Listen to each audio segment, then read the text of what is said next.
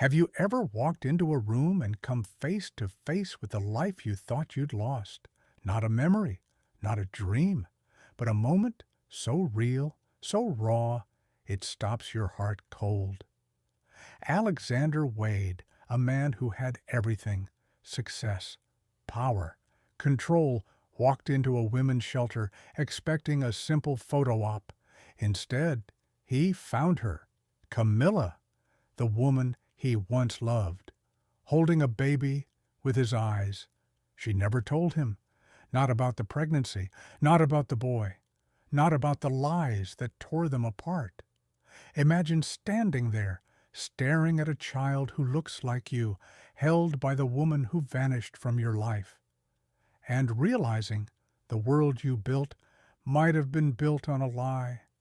What would you do, stay in control, or risk everything to find out the truth? This is not just a love story. It's a story about silence, betrayal, second chances, and the courage it takes to choose love over fear.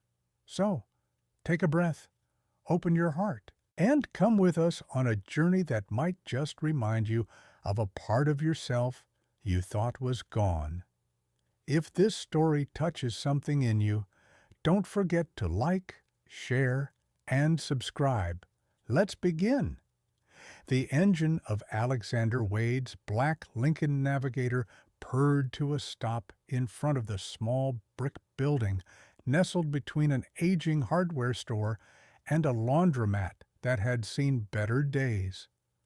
The sign above the doorway read St. Mary's Women's Center. It wasn't the kind of place Alexander would normally visit, but today wasn't about normal. It was about obligation, or at least that's what he told himself. He adjusted the collar of his charcoal wool coat and glanced at his watch, a vintage Omega, a gift from his late father, 4:07 p.m. He had promised the board he'd stop by the shelter to finalize a large donation, just a signature and a few pictures for the press. Then back to the office, back to comfort, back to control. But as he stepped through the door, the world outside seemed to dissolve behind him. The lobby smelled faintly of disinfectant and something warm soup. Maybe. A young volunteer in a worn sweatshirt greeted him with wide eyes, clearly surprised to see a man in polished leather shoes and a tailored coat. She stammered something about the director waiting and led him down a narrow hallway, past hand-painted murals and fading bulletin boards. "This way, Mr. Wade," she said, pushing open the door to the community room, and then it happened. Alexander had faced investors breathing fire. He'd negotiated billion-dollar contracts with ice in his veins, but nothing could have prepared him for the moment his eyes landed on her. She sat in the far corner of the room, cradling a small child in her arms. Her auburn hair was pulled into a messy bun. Her shoulders were thinner than he remembered. But it was her eyes, those soft, sea-glass green eyes, that stopped him cold. Camilla Brooks. She didn't see him at first. She was busy wiping the baby's mouth, whispering something to him. But then she coughed sharply, painfully, and turned her head. Their eyes met. The room went silent. At least for him. Time seemed to fold in on itself. 4 years vanished in a breath. He took an involuntary step forward. Camilla's face drained of color. Her arms instinctively tightened around the baby. Her baby? No. Their baby? Alexander's gaze dropped to the infant, who stared back at him with curious eyes. His own eyes. It was like staring into a mirror of his childhood photos. The same dimple in the chin, the same dark lashes, the same birthmark beneath the right eye, just like Alexander's, just like his father's, just like his grandfather's. His breath caught in his throat, Mr. Wade, the shelter director, approached, offering a hand, but Alexander didn't move. He couldn't. His entire world had tilted. Camilla stood abruptly, clutching the baby tighter. She took a step back, then another, toward the hallway. "Camilla," Alexander said, voice hoarse. "Wait." She froze, her back turned. The baby whimpered, sensing the tension. "Is he?" He couldn't finish the sentence. His hands trembled. "Is he mine?" Camilla didn't answer. Not right away. She turned slowly, tears already forming in her eyes. "His name is Samuel," she said, barely above a whisper.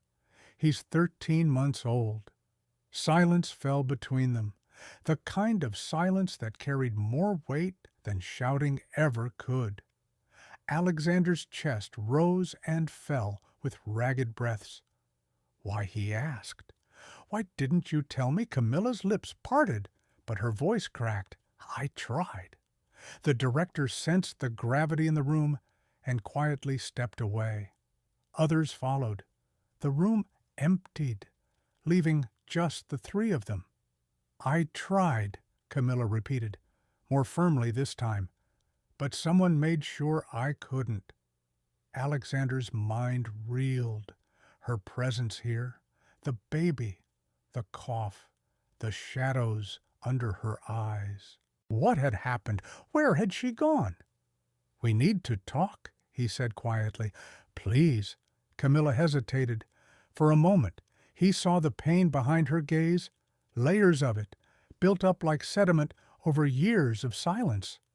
"Not here," she said finally. "Not like this." Alexander nodded slowly. His world, his identity, everything he thought he knew had just been rewritten. He reached for his phone and canceled all his remaining meetings. Nothing else mattered now. The coffee shop across from the shelter was quiet, almost too quiet. The kind of place where voices stayed low, where steam from the mugs rose like breath in winter. Alexander Wade chose a booth tucked in the corner, away from the windows. He needed space, silence, and above all, truth. Camilla Brooks sat across from him, Samuel asleep in a second-hand car seat beside her. She looked tired, not just physically, but soul-deep tired, the kind of tired that came from carrying too much for too long. Alexander stared at her, at the fine lines near her eyes, at the way her fingers trembled slightly as she unwrapped her scarf. She wasn't the same woman he'd once loved, and yet she was. Every inch of her still felt familiar. "I wasn't sure you'd come," he said. Camilla didn't look at him. "I wasn't sure I should. A waitress came by. 'Coffee? Black?' Alexander said." Camilla asked for water. Then silence again. He didn't know where to begin. 4 years ago, she had vanished without a word. And now here she was with his son. "Why the shelter?" he asked finally, his voice low. Camilla let out a long breath. "I volunteer there. I help new moms. It's what I can do. And you live nearby." She nodded. "Just a few blocks. It's not much, but it's safe." Alexander's jaw tightened. The idea that his child had been born into such humble circumstances that he hadn't been there stabbed at him. "You said you tried to tell me." His voice had an edge now. "Tried? How, because from where I stood, you just disappeared." Camilla met his eyes then, and there was something sharp behind her gaze. Not bitterness, not hatred, pain. "I came to your office. I had a letter, a sonogram, everything." She paused, choosing her words carefully. "But I never got past the front desk." Alexander's brow furrowed. "That doesn't make sense." "It does if Eleanor Shaw was the one guarding the door. The name hit him like a punch. Eleanor, his ex-fiancée, the woman who had re-entered his life just weeks after Camilla disappeared. The woman who had helped him through that heartbreak, or so he thought. "What does Eleanor have to do with any of this?" he asked. Camilla reached into her purse and pulled out her phone. After a moment of searching, she slid it across the table. "Look at the date on the newspaper." The image showed Eleanor beaming, holding up her hand with a diamond ring. The date on the front page, clearly visible, was 3 months before Camilla had vanished. Alexander's blood ran cold. "This isn't right," he muttered. "She told me you were already engaged, that you'd moved on. She had photos, texts, emails proof." Camilla's voice cracked.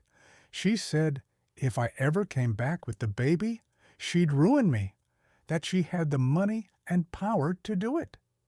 He leaned back, his thoughts spiraling. How had he missed this? How had he been so easily fooled Camilla? He started, but she raised a hand. "I'm not telling you this to punish you," she said. "I'm telling you because you asked why, and because you deserve to know what really happened." The baby stirred in his seat. Camilla instinctively reached over and adjusted the blanket. Her fingers moved with practiced care. "Why didn't you fight harder?" Alexander asked. "Softer now. Why didn't you demand to see me? To tell me in person?" Camilla gave a small, sad smile. "Because I thought you didn't want me anymore. And because fear is a cruel master. Alex, I wasn't strong back then. I was just trying to survive." Alexander looked down at his coffee. It had gone cold. So had he. The silence stretched again. Not angry, just heavy. "I missed everything," he whispered. His first steps, his first word. "I wasn't there. But you're here now," Camilla said quietly. "I want to be in his life," Alexander said, eyes locked on hers. "And yours. If you'll let me." Camilla didn't answer right away. Instead, she leaned back and stared out the window. Outside, dusk had started to settle over Hartford, Connecticut. The streetlights buzzed softly. A man walked by, pushing a grocery cart full of cans. "You think it's that simple?" she asked. "You show up, say the right words, and everything goes back to the way it was." "No," Alexander replied. "I think it's harder than that. I think it'll take time, and effort, and trust I haven't earned yet." She looked at him again, this time without the armor. "That's the first honest thing you've said," she murmured. They sat in stillness, two people who had once shared everything, now strangers with a child between them. A fragile bridge formed not yet trust, but maybe the beginning of something like it. Alexander stood. "Let me walk you home." Camilla hesitated, then nodded. As they stepped into the cold evening, the city around them blurred, but between them something stirred. Not forgiveness yet, but possibility. The apartment Camilla led him to was modest, an older walk-up on the edge of downtown Hartford. The hallway lights flickered, the stairs creaked beneath their feet. It smelled faintly of cinnamon and cleaning spray, a strange comfort to Alexander as he followed silently behind. On the 3rd floor, she unlocked the door and motioned him inside. "Sorry for the mess," she said, her voice quiet. It's been a long week, but Alexander didn't see a mess. He saw a home, a tiny dining table tucked near a window, toys scattered across a faded rug, a small coat, Samuel's hung beside Camilla's heavier one on a single hook. On the kitchen counter sat a bottle warmer next to a coffee maker that had seen better days. And in the middle of it all, a baby. Samuel had woken up during the walk and now looked around, wide-eyed, from his mother's arms. He had a soft tuft of dark hair, chubby cheeks, and the kind of gaze that seemed to see far more than any child his age should. Alexander's throat tightened. "He's beautiful," he said. Camilla nodded. "Would you like to hold him?" He froze. The question caught him off guard, not because he hadn't thought of it, but because he had too much. For years, he'd imagined what it might be like to hold a child of his own, but he never expected the first time to feel like this, so personal, so intimate, so terrifying. Camilla noticed his hesitation and gave a faint smile. "He's not made of glass, I promise." With trembling hands, Alexander reached forward. Camilla gently placed Samuel into his arms, guiding his hands, showing him how to cradle the little body. The weight of Samuel against his chest was both strange and perfect. The baby looked up at him, blinking slowly. Then, without a sound, he reached out and curled his tiny fingers around Alexander's shirt collar. It was such a simple gesture, but it shattered something inside Alexander. He swallowed hard. His eyes burned. Camilla sat beside him, watching. "He has your eyes," she said softly. Alexander glanced down. Samuel's gaze mirrored his own, dark and steady, curious. "And the mark," Camilla added, nodding toward the small birthmark under Samuel's right eye. Alexander touched it gently, the way he remembered his own father doing when he was a boy. "It's like looking into the past," he whispered. Silence settled between them, comfortable this time. Samuel cooed, playing with Alexander's tie, tugging at it like it was a game. Camilla laughed a soft, unexpected sound. "He does that with mine, too." Alexander turned to her, studying her face. The light from a nearby lamp caught the softness in her features, the fatigue beneath her strength. "I never stop thinking about you," he said suddenly. Camilla looked down. "I tried not to think of you at all." His heart ached at the honesty. "I understand," he said, "but I need you to know I never replaced you. I thought you left. I thought." He stopped himself. What good were explanations now? "You loved Eleanor," Camilla said, not accusing, just stating a fact. "I tried to," he admitted. "I tried to fill the hole you left, but it didn't work. It never worked." She leaned back against the sofa, her hands folded over her knees.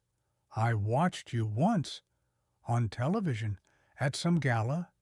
You looked happy, polished, like you belonged to a different world." Alexander shook his head. "That wasn't happiness. That was routine, survival." Their eyes met again. "Camilla," he said carefully, "why didn't you tell me about the pregnancy even if Eleanor threatened you? Why not find another way?" Camilla's face darkened. "Because she had proof. Alex, or so I thought. Falsified records. She said she'd ruin my career, my reputation, take everything. I didn't have the fight in me. Not then, not when I was already scared and alone." Alexander lowered his gaze to Samuel, now dozing off against his chest. "I would have fought with you," he said quietly, "if you'd let me." Camilla's lips trembled, but she didn't cry. "I know that now. But back then, I wasn't sure of anything." They sat in silence as the baby's breathing grew slower, more rhythmic. Alexander rocked him gently, careful not to move too fast. For a moment, everything else faded: the money, the betrayal, the missed time. It was just the three of them, a family, fractured, but maybe not broken.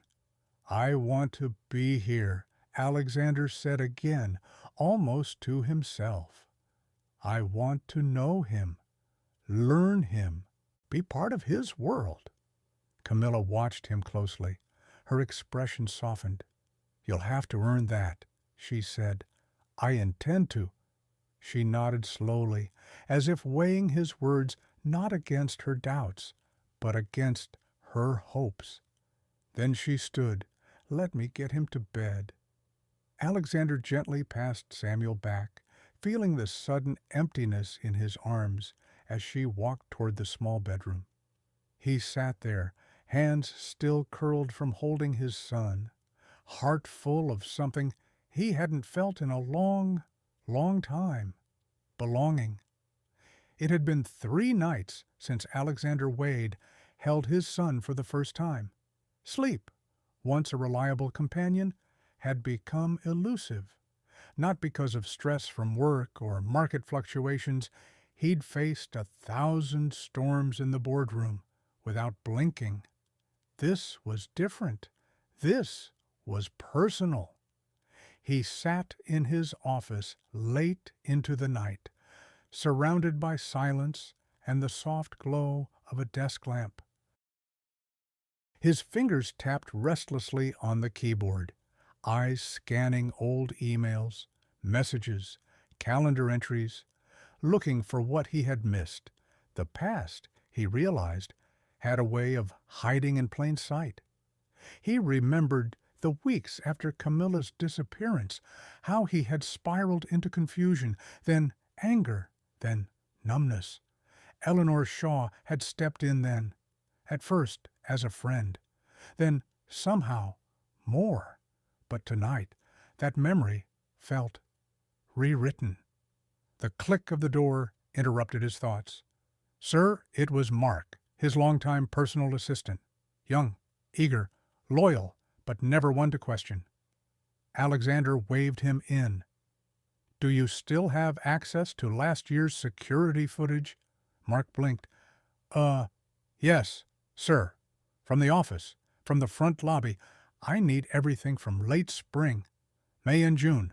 Pull it quietly." Mark hesitated only a second.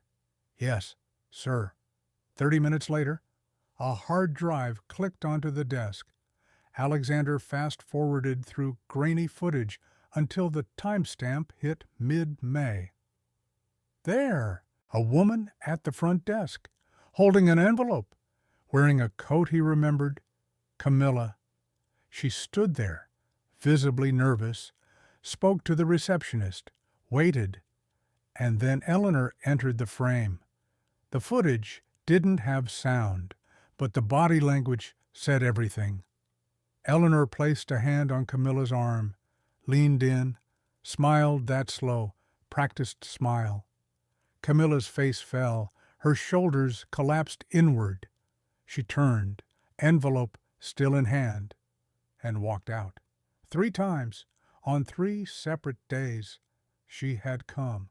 3 times, Eleanor had intercepted her. Alexander's stomach turned.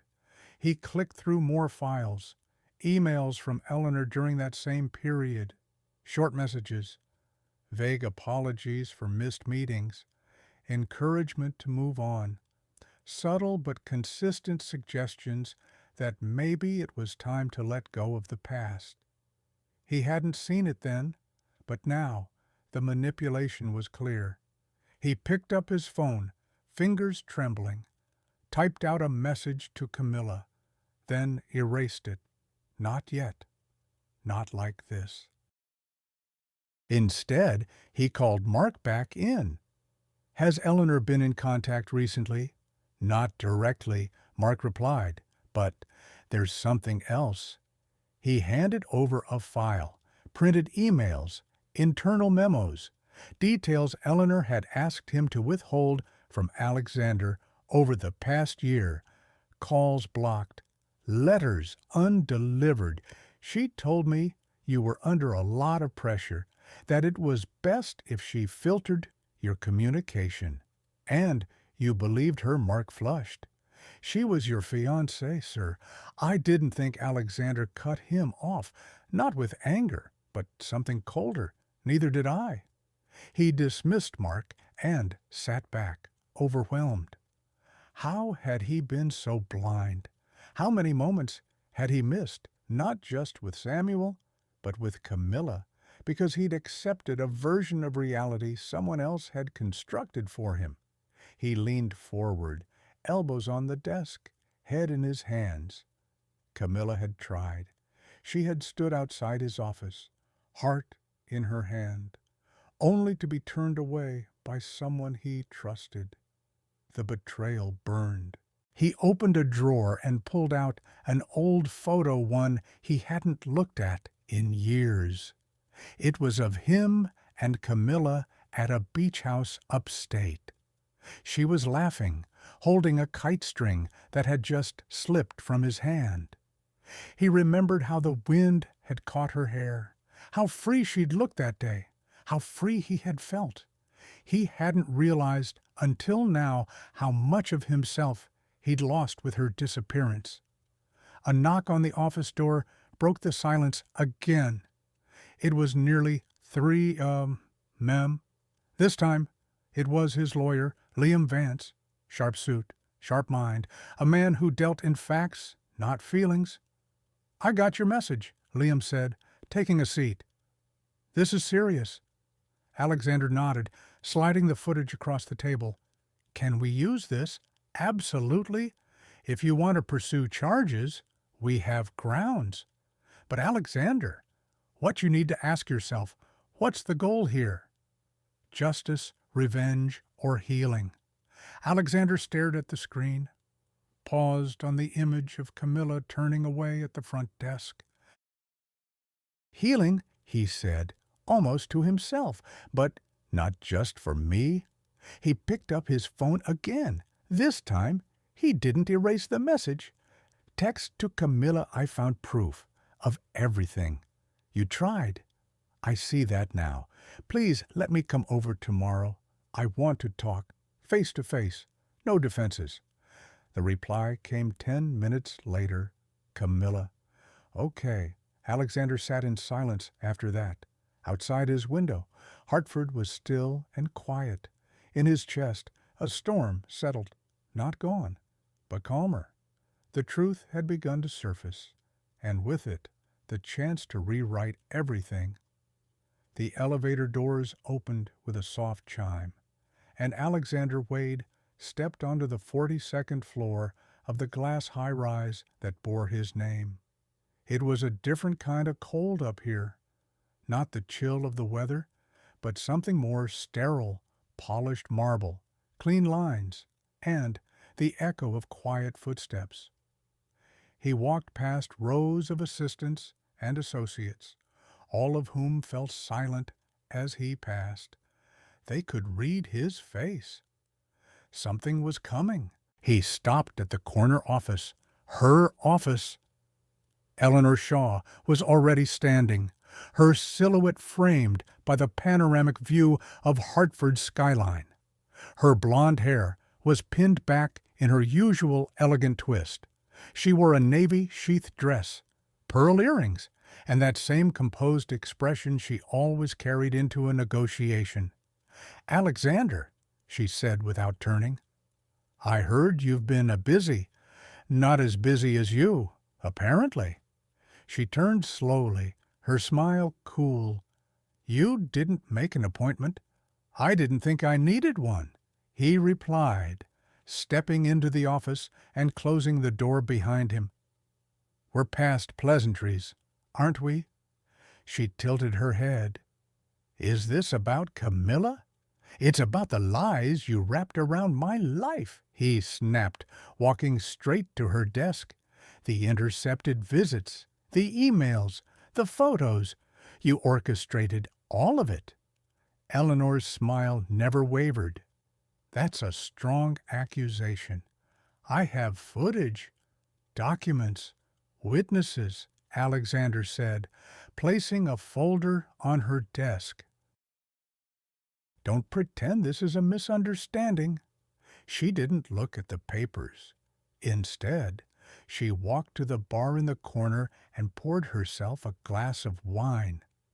You were spiraling when she left, Eleanor said, her voice smooth as silk. You were vulnerable. I simply redirected your energy. You stole my life. No, she replied.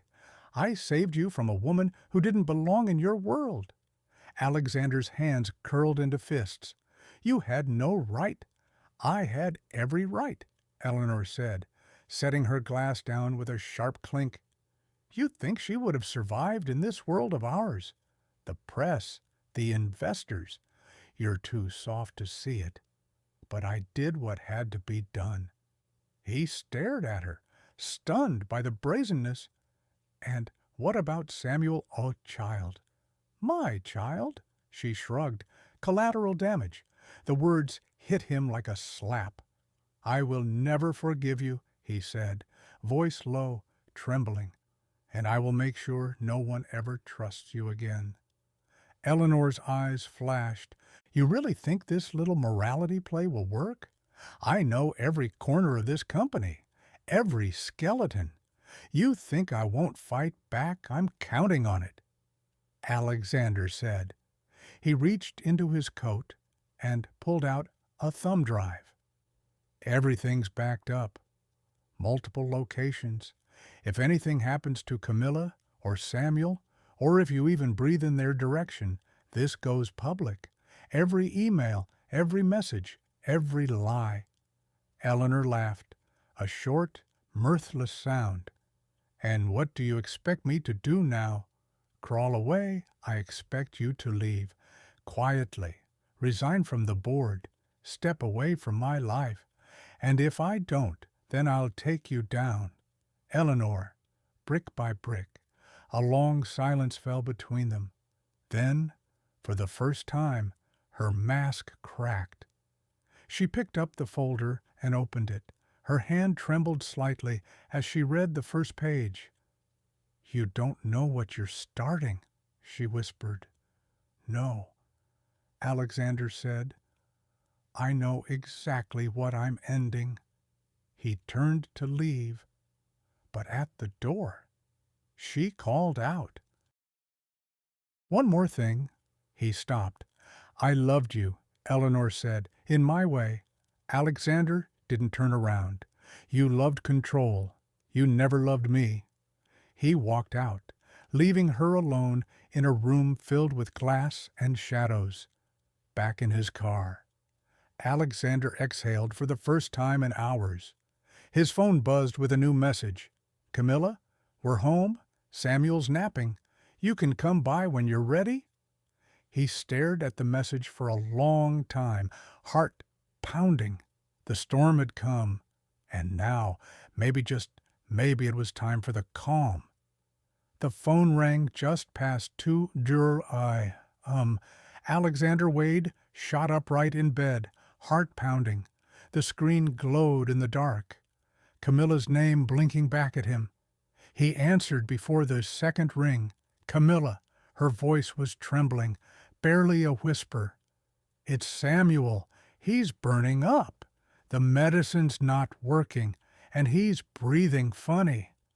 Alexander didn't even respond. He was already throwing on a sweatshirt over his t-shirt, sliding into sneakers. I'm on my way. Call an ambulance. I'll meet you at the hospital.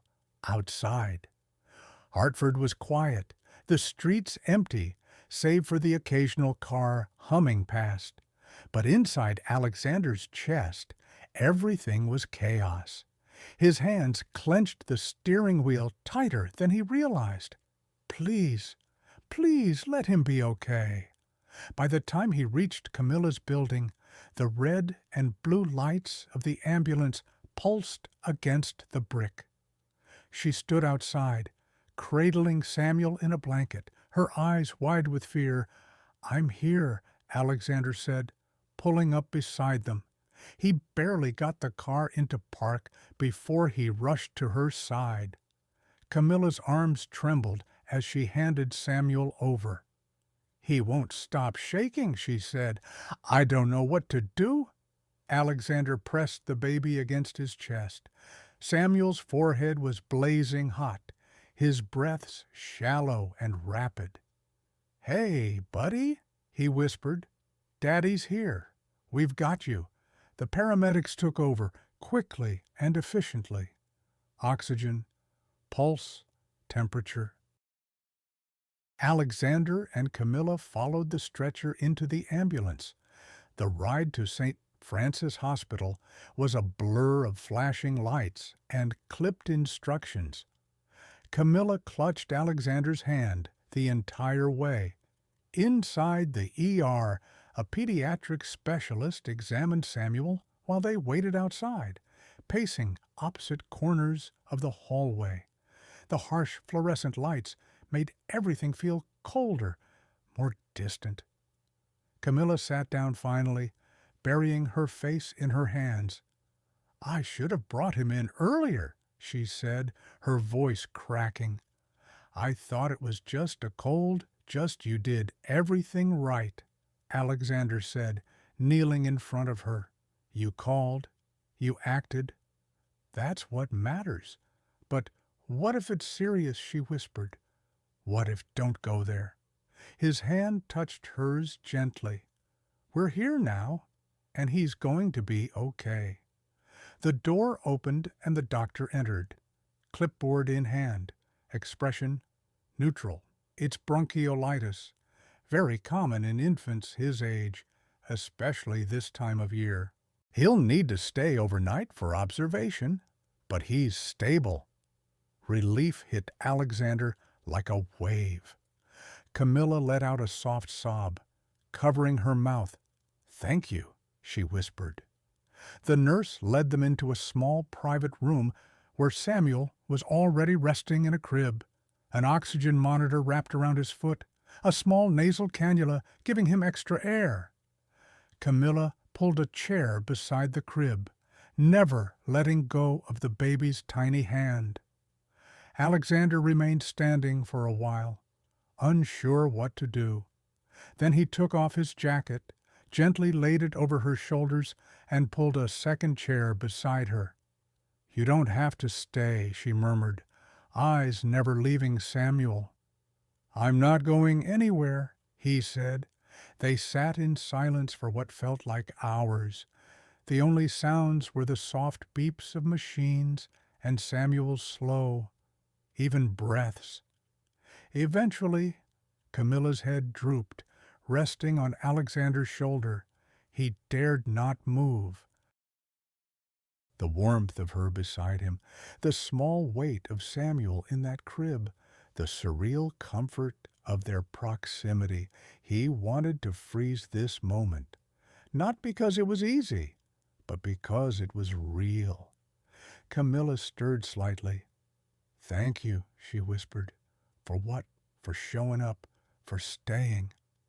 He looked down at her, at the strength barely holding her together.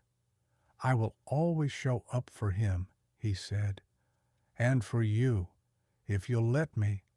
She didn't answer, but her hand slipped into his, fingers interlocking. That was enough. At dawn, the pediatrician returned. "Good news," she said with a smile. "He's responding well. We'll discharge him this afternoon." Camilla sighed, the tension leaving her shoulders like air from a balloon. Alexander offered to go handle the paperwork. When he returned, he found her humming softly to Samuel, who was now fully awake, big eyes blinking up at the mobile above the crib. Alexander approached, holding a fresh cup of coffee. "I think he's a fighter," he said. Camilla smiled, soft and tired, like his father. Alexander didn't respond. He just stood there, watching the two of them, and in that moment, the hospital didn't feel like a place of fear. It felt like the beginning of something new. A week had passed since the hospital scare. The memory of Samuel's tiny body connected to machines still lingered in Alexander Wade's mind, like a bruise beneath the skin. But the baby had recovered quickly, faster than either of them expected. Children were resilient that way. Still, something had shifted, not just in Samuel, but in Alexander, and maybe in Camilla, too. He stood now in front of her apartment door, a paper gift bag in one hand, his heart pounding with an unfamiliar rhythm. It wasn't nerves, it was something deeper. Anticipation, hope, fear, perhaps, but not the kind that paralyzed, the kind that told you the next step mattered. Camilla opened the door, her expression soft but cautious. "You're early," she said, brushing a strand of hair behind her ear. Samuel was perched on her hip, eyes still sleepy from a late afternoon nap. "I brought something for him," Alexander said, holding up the bag. She stepped aside, letting him in. The apartment was warm, filled with the faint scent of baby powder and chamomile tea. Alexander set the bag down on the kitchen table. "It's just a rattle," he explained, "but not just any rattle." Camilla raised an eyebrow. "Curious. My father gave me one just like it when I was born," he said. "Hand-carved, brass bells. I had to pull a lot of strings to find someone who still made them." She reached into the bag and pulled it out, running her fingers over the smooth wood. "It's beautiful," she murmured. "I thought Samuel should have something from me, something simple, but lasting." Their fingers brushed as she handed it back. The contact was brief, but electric, familiar, and foreign all at once. "Want some coffee?" she asked. "Only if you're having one, too." They moved into the kitchen, and Alexander watched her pour the grounds, add water, press the old French press down with practiced care. Her movements were unhurried, steady, like everything else she did. "How's work?" she asked, not looking up. "Taking a back seat lately?" He replied, "I've been thinking about other things." She glanced at him, like what Alexander reached into his coat pocket and pulled out a small velvet box, not the kind for jewelry. Camilla's brow furrowed. He opened it slowly, revealing 2 antique brass keys. "I bought my parents' house," he said, "the one in Farmington Hills." "You remember it?" Barely, she whispered. "You only took me there once. That winter weekend, we got snowed in and made pancakes at midnight," he said, smiling at the memory. Camilla blinked, clearly thrown by the sudden rush of emotion. "Why that house?" "Because it's the only place I ever truly felt safe growing up," he said. "Because I want Samuel to have that space to run, a yard, a tree to climb, and because I want to build something with both of you. Not in this apartment, not in my condo, in a place that could really feel like home." She looked down at the keys. "Both keys are yours," he continued. "One for Samuel, one for you, I, Alexander." She hesitated. "This feels big, too big." "I'm not asking you to move in tomorrow," he said gently. "I'm just leaving the door open for a future we could choose together." She didn't speak for a long moment, just stared at the keys in her palm like they might burn or dissolve. Finally, she met his eyes. "What if I'm not ready? Then I'll wait," he said. "However long it takes." Samuel stirred in her arms, his small hands reaching toward Alexander. Camilla smiled faintly. "He seems to like you more every day. I'm trying to earn it," he replied. taking the baby from her arms. Samuel leaned against his chest, already beginning to doze. "You're good with him," she said. "It's instinct," Alexander whispered, rocking gently. "Like a part of me's been waiting my whole life to hold him." They stood like that for a while, just 3 people in a room, too small for all the feelings it now held. Eventually, Camilla spoke again.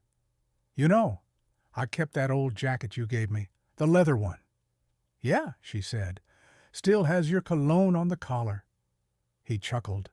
"I thought you hated that smell." I lied. There was a beat of silence. "And then I'm scared," she admitted. "Not of you, just of hoping too much." "I know," Alexander said, "but I'm not going anywhere." She didn't reply, but she didn't hand the keys back either, and in that small, unspoken choice, something shifted. It rained the next afternoon, not a storm, not a downpour, just that slow, steady kind of rain that seemed to soak into the bones. From the second-floor window of St. Mary's Women's Center, Camilla Brooks watched the droplets run in threads down the glass. Outside, Alexander was in the small garden with Samuel, kneeling beside a puddle while their son giggled at the ripples. "He's good with him," Maria, the shelter director, said gently, stepping beside her. "You can tell he's really trying." Camilla nodded. "He is," but Maria prompted, offering a warm cup of tea. Camilla took the cup but didn't sip. "But every time I see them together, I see what could have been, what we lost, and what we still might lose." She watched Alexander lift Samuel into his arms. The baby's fingers curled around his father's thumb. "I don't want to go through all that again," Camilla whispered. Maria placed a hand on her shoulder. "Fear is natural, but it can also become a prison." Camilla closed her eyes for a moment. Those words stayed with her as she walked downstairs into the garden. Samuel noticed her first, waving his arms.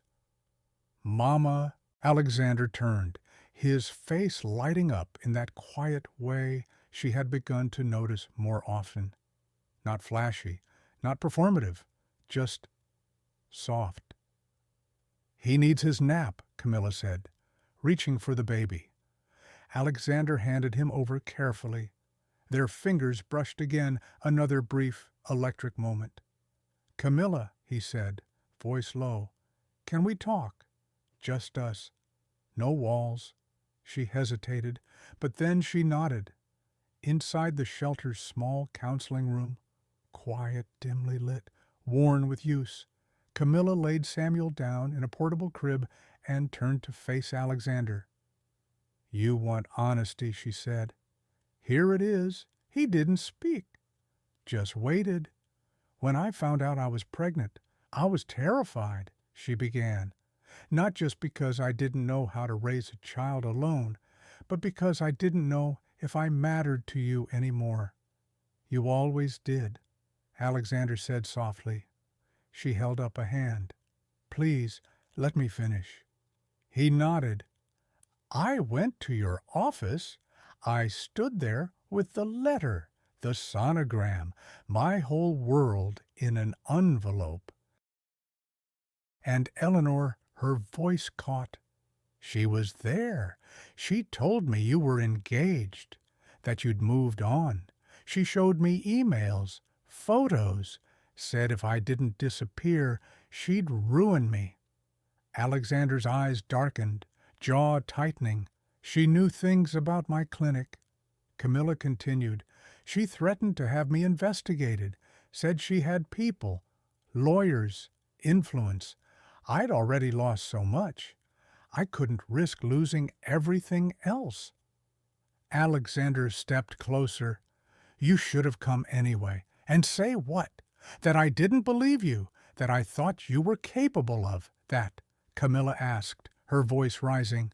"I didn't want to believe it, but I did." Silence filled the room.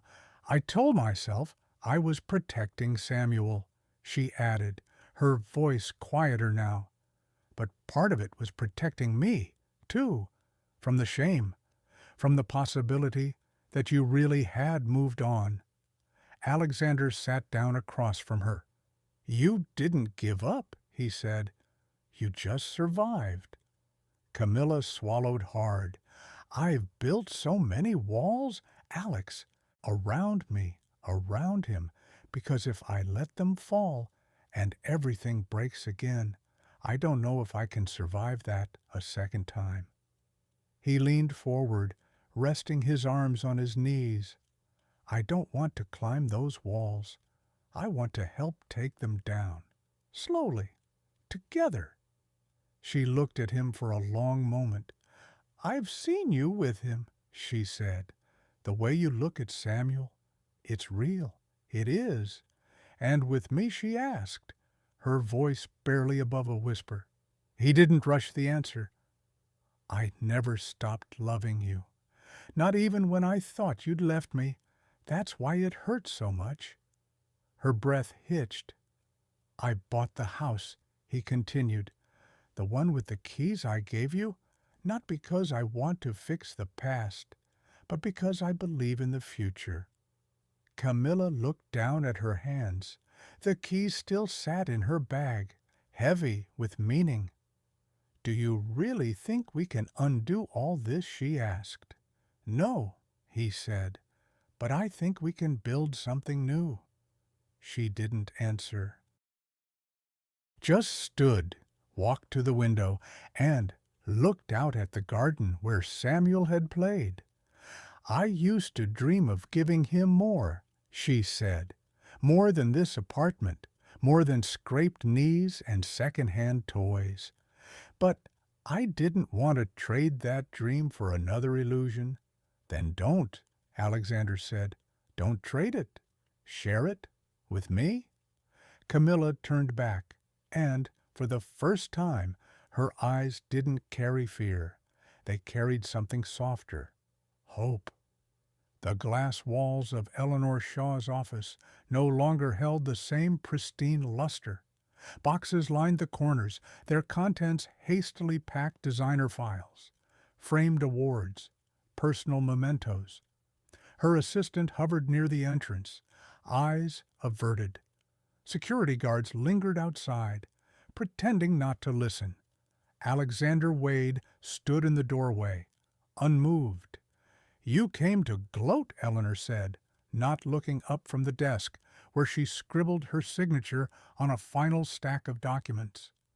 "I came to make sure you understand," Alexander said. "Stay away from my family." She let out a dry laugh, still not meeting his gaze. "Your family, the same one you let disappear for 4 years." Alexander walked further in, closing the door behind him, "the one you deliberately tore apart." Eleanor finally looked up. Her features were as polished as ever, hair perfect, makeup subtle, but something behind her eyes had cracked. "You're still so idealistic," she said. "That's what always made you easy to manipulate." "Not anymore." Eleanor stood, circling the desk, like a lioness calculating her prey. "You think getting me off the board is the end? I built parts of this company with you. I made you presentable when you were falling apart." "You made me numb," Alexander replied, "and I let you. That's on me. But this ends today." He pulled out a leather folder and placed it on the desk between them. Every falsified email, every security recording, every instance of obstruction, all backed up, ready to be released. Eleanor didn't touch it. She didn't need to. "You forget who my father is," she said quietly, "who my family still is." "No," Alexander said. "I remember, which is why he's in the hallway right now, waiting to speak with you." She flinched, as if on cue. The door opened and Everett Shaw stepped inside, tall, commanding, the kind of presence that had ruled boardrooms for decades. "Dad," Eleanor said, voice barely above a whisper. "Not now," he said curtly. Alexander stood still as Everett opened the folder, flipped through a few pages, and then closed it with a heavy breath. "It's over. Eleanor," he said, "you've embarrassed the family. The board voted this morning. You'll be moved to our European branch. Quietly. Permanently. You're siding with him. I'm protecting what's left of our name." Everett snapped, "And I won't let you drag it through the mud." Eleanor turned back to Alexander, her eyes burning. "You think this means she'll forgive you, that Camilla will forget everything I don't expect her to forget?" Alexander said. "I only ask for the chance to rebuild." "You're a fool," she hissed. "She'll leave you again, just like before." "She never left me," he said, stepping closer. "You drove her away." Eleanor's hands trembled as she reached for the folder. "And what if I say no? What if I decide to make noise on my way out?" Alexander didn't flinch. "Try. Every company in the country has already received a quiet warning. Your name is flagged. Your access is revoked. You'll land on your feet. Eleanor, but not here. Not with us." For the first time, she had no response. Everett nodded to Alexander. "Thank you. I'll take it from here." Alexander turned to leave. At the door, he paused. "By the way, Samuel has my eyes and Camilla's smile. He's perfect." And then he walked away. Later that evening, he stood outside Camilla's apartment, a bottle of wine in hand and the rattle he'd gifted Samuel clutched in the other. Camilla opened the door before he knocked. "I heard," she said. "Maria forwarded me the article." He nodded. "It's done." She let him in. The lights were low, soft music playing from a speaker tucked behind the bookshelves. Samuel was asleep, his tiny form curled under a pale blue blanket. "I wanted to be the one to tell you," Alexander said. "Eleanor's gone. She won't touch us again." Camilla poured 2 glasses of wine. "So, what now?" "Now we stop surviving," he said, "and start living." She smiled faintly. "That easy?" "Huh? No," he said, "but I'm willing to try." They sat on the couch, the rattle between them on the coffee table. It gleamed softly in the light. "I used to think strength was about power," Alexander said, "but it's not. It's about showing up, again and again, even when it's hard." Camilla looked at him, really looked. "And trust it starts with moments like this," he said, "with wine and quiet, and not needing to fill the silence." She leaned back against the cushion. For the first time, she looked free. The playground was nearly empty that Sunday afternoon. A soft breeze danced through the trees, rustling the last of the autumn leaves. Nearby, a single swing creaked gently in the wind. The sky was pale blue, brushed with streaks of late sunlight, and the air carried that unmistakable scent of change, of something ending, but something else quietly beginning. Camilla Brooks sat on a bench near the sandbox, a scarf looped around her neck, fingers curled around a warm cup of cider. She watched as Alexander Wade walked slowly along the path, gently rocking Samuel's stroller with one hand and telling him a story in that soft, measured voice the baby had come to love. "Your grandfather built his first house right there," Alexander said, pointing to a faded photo in a small book. "With his own 2 hands. He never went to college, But he believed in hard work. Someday, if you want, all this can be yours too. Samuel looked up, blinking slowly, not understanding the words, but perhaps feeling the weight of them. Camilla smiled. Just a month ago, she couldn't imagine trusting Alexander again, let alone sitting here like this, her heart not filled with fear, but with something gentler, peace. Alexander noticed her watching and walked over. He sat beside her, resting one arm across the back of the bench.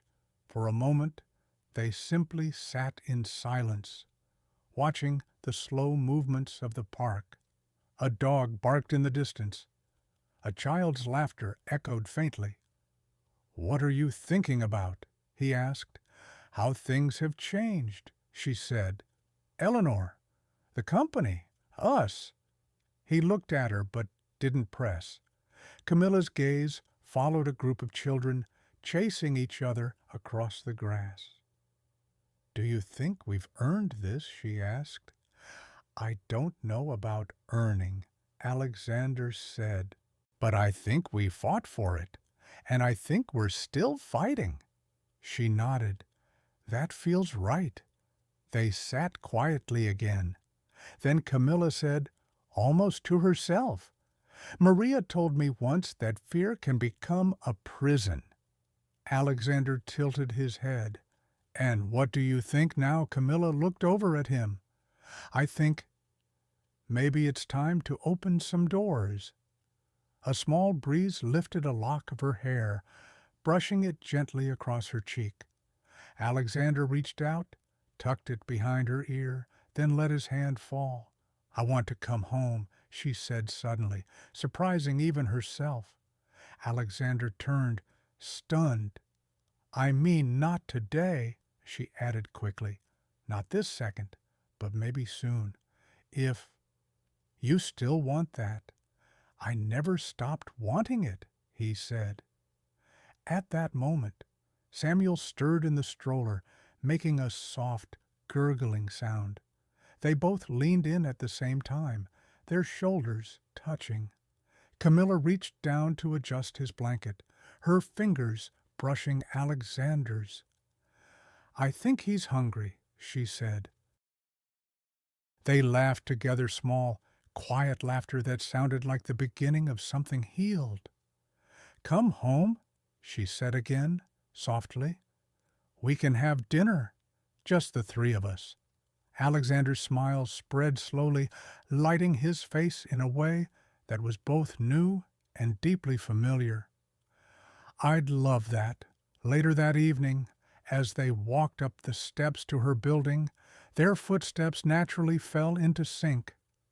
Camilla carried the diaper bag. Alexander pushed the stroller with the same care he now gave to everything in his life. At the door, she turned to him. "Thank you," she said. "For what? For not giving up, for waiting, for letting me choose." He reached for her hand. "Thank you," he said, "for choosing." They stepped inside together, not as strangers, not as broken people trying to forget, but as something stronger, a family learning how to begin again. Life rarely offers us perfect timing. We miss calls, lose people, make choices based on fear instead of truth. But sometimes, if we're lucky, life gives us a second chance not to rewrite the past, but to reshape the future. This story reminds us that healing doesn't come from forgetting what hurt us, but from facing it with grace. That love isn't proven in grand gestures, but in showing up again and again, especially when it's hard. For those of us who have lived long enough to carry regret, this tale speaks a quiet truth. It's never too late to forgive, to be forgiven, or to rebuild something worth keeping. Whether it's a relationship, a family, or the trust we lost in ourselves, there's always a way back. So if you're holding on to old pain or waiting for the right moment, to reach out to someone you miss maybe today is enough. Maybe love doesn't need perfect timing, just a willing heart. Thank you for taking the time to journey with us. If this story touched your heart, made you pause, or reminded you of something you've once felt, please consider giving it a like, sharing it with someone who might need it, and subscribing to our channel for more stories that speak to the soul. Until next time, stay kind, stay open, and stay connected.